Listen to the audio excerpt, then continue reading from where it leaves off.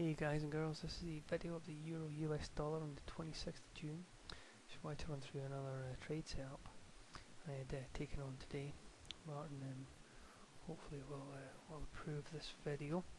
Hopefully we can learn something from it for everybody. So, just run through usual kind of timed again for me, 7:15ish there. There wasn't any trades yesterday I'd taken on, we'd already had a 90 pip profit release from starting on Friday and then through Monday, so the market kind of gone back into setup phase. You can see the painted accumulation box, and the market makers have entered 4 times from sort of yesterday afternoon onwards. There was a couple of points yesterday I noticed that possible stop take here. So I was thinking about shorts yesterday with the red and 10 bar there as well, but nothing really sort of came of that. I could have gone to bed by this time overnight as well, so that's still kind of in my mind, but no decisions made this time. So let's just step forward and see how we go. So pops off resistance a couple of times.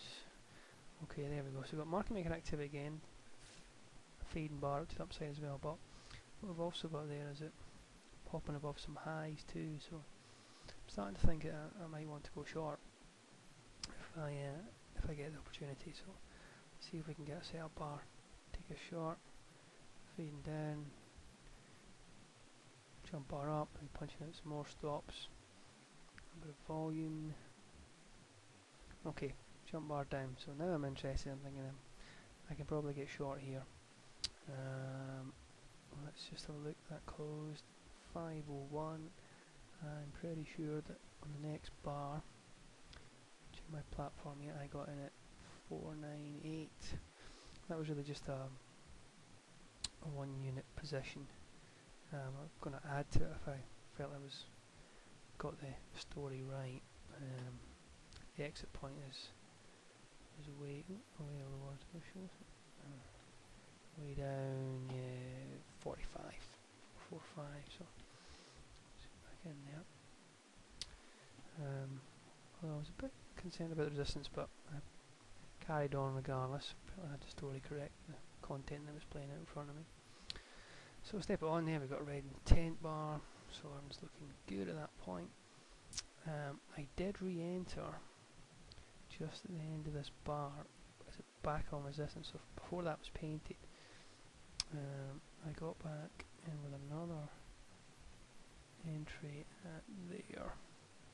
Stops both times, so the first unit stop was up there, second unit stop was 25 pips away, so let's put 21. So I started to get a little bit underwater, still confident I had the story right and we'd get to our target at that point. So step forward and more market making activity, fading to the upside, so that was adding to my story going, well, this could be right, in the right direction here. Back to that resistance, starting to punch below it now, so this is looking good. There's a jump bar that clears all the rest of those beliefs, or maybe more a continuation bar, I suppose you'd call it. So at that point, starting to look pretty good, comfortable with that. I think at that point I moved my first unit risk down to the same as my stop at the second unit. Going forward there, but looks like it's going to make it all the way here. I'm pretty good.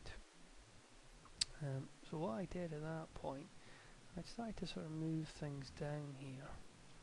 Stop, just kind of following it down. And at this point, I thought, yeah, a little fade back up, last punch. So what I actually did was I ended up putting, both my stops to break even. And we'll see how that works out in a second. But I was 40 pips up, or more than 40 pips up at that point. I felt I was going to go the distance, make the target. But boosh, I got stopped for break even on my first one, and then 2 bars later, more market making activity, and I got stopped on my second one as well for break even.